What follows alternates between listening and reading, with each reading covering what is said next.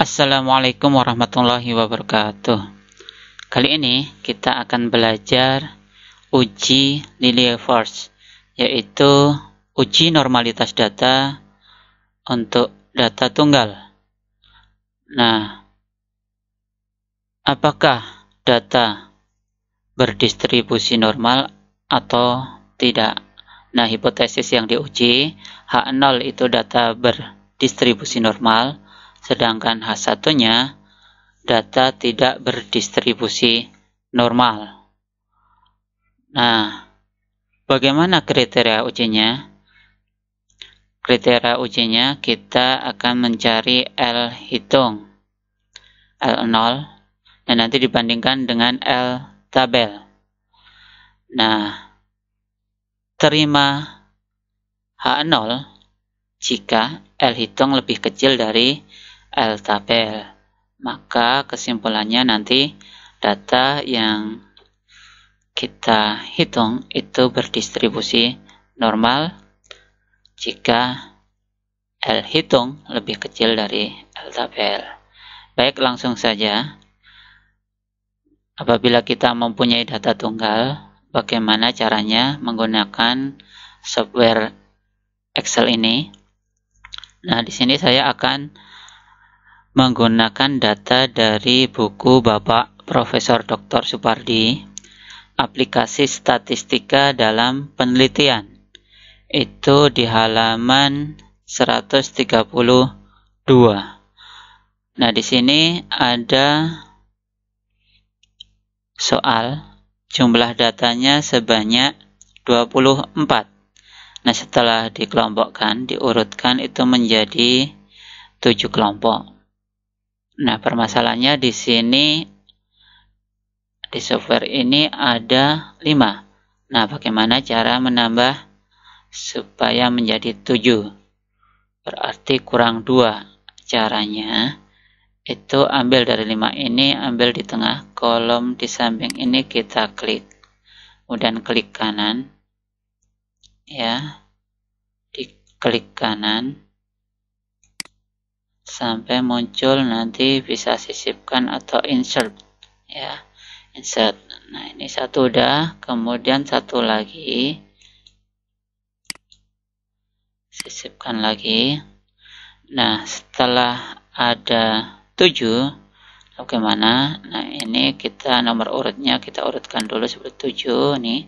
Pojok ini sampai muncul tanda plus, kita tarik ke bawah. Nah, sini udah terbentuk 7. Nah, kemudian di Excel ini itu sudah berupa rumus nih ya. Kita hanya mengisikan yang bertanda merah. Nah, untuk ini udah rumus, nih muncul rumus. Ini juga, ini juga. Nah, ini sesuai dengan cara-cara untuk mencari L hitung. Nah, yang kita isikan hanya yang merah. Nah, yang tadi kita tambahkan, baris yang kita tambahkan belum ada rumus. Bagaimana cara menambahkan rumus? Nah, kita blok dulu yang ada rumusnya. Nih ya. Nah, di pojok sampai muncul tanda plus, kita tarik sampai bawah ya. Sampai bawah kolom 7.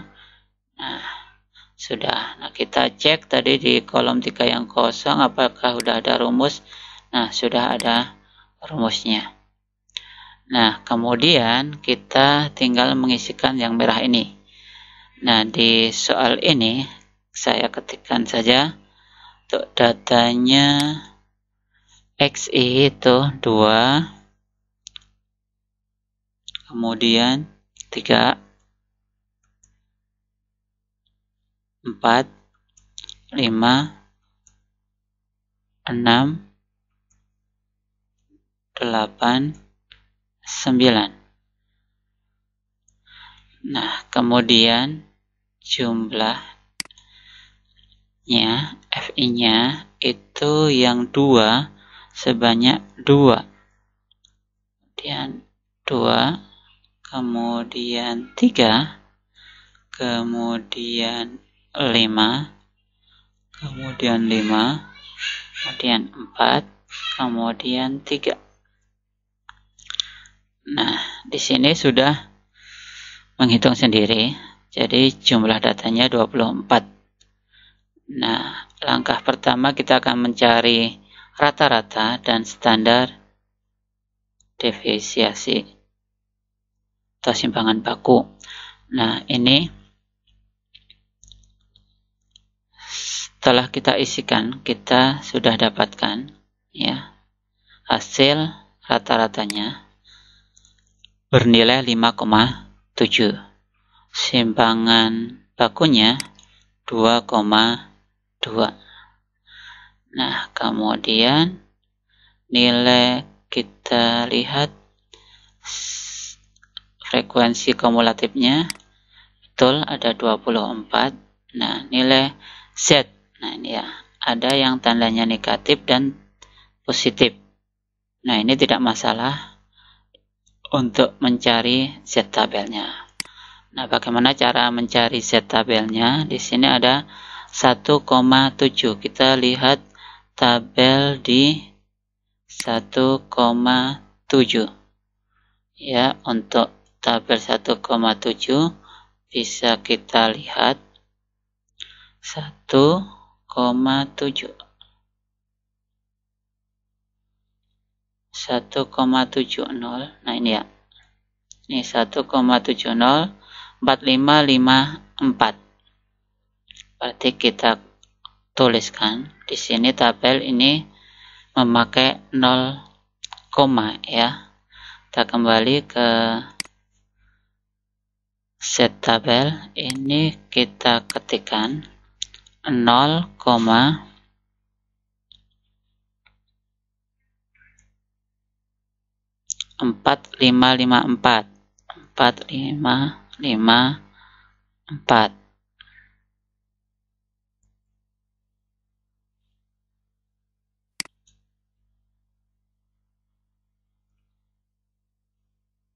Oh, ternyata ada kesalahan ya.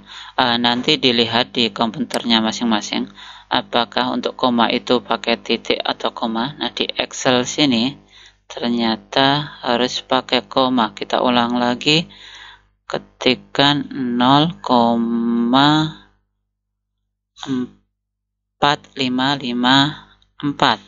Coba, oh ya, masuk, berarti pakai koma. Kemudian kita lanjutkan untuk Z tabel yang kedua, 1,23. Kita lihat 1,23. 1,23. Ini 1,2. Ini 0, 1, 2, 3. Berarti berapa? 0,3907.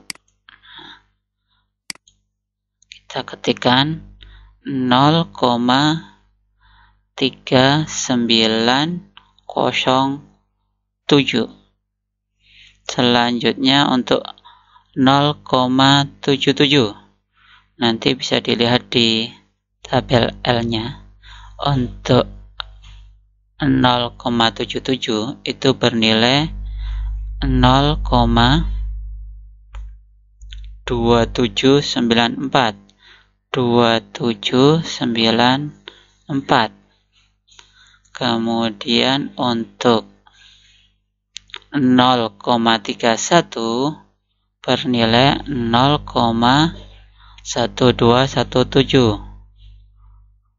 Kemudian untuk 0,15 bernilai 0,0596. Kemudian untuk Z 1,08 bernilai 0,3599. Kemudian untuk Z 1,54 bernilai 0,4382. Nah, kita dapatkan hasilnya di sini. Nah, ya. Kalau kita menghitung manual, ini ada perbedaan untuk Z yang min dan plus. Kalau yang min, nilai Z tabelnya ini, nah untuk F kali Z ini, FZ ini itu kalau yang min itu 0,5 dikurangi ya, dikurangi nilai Z tabelnya. Jadi nanti 0,5 dikurangi 0,4554.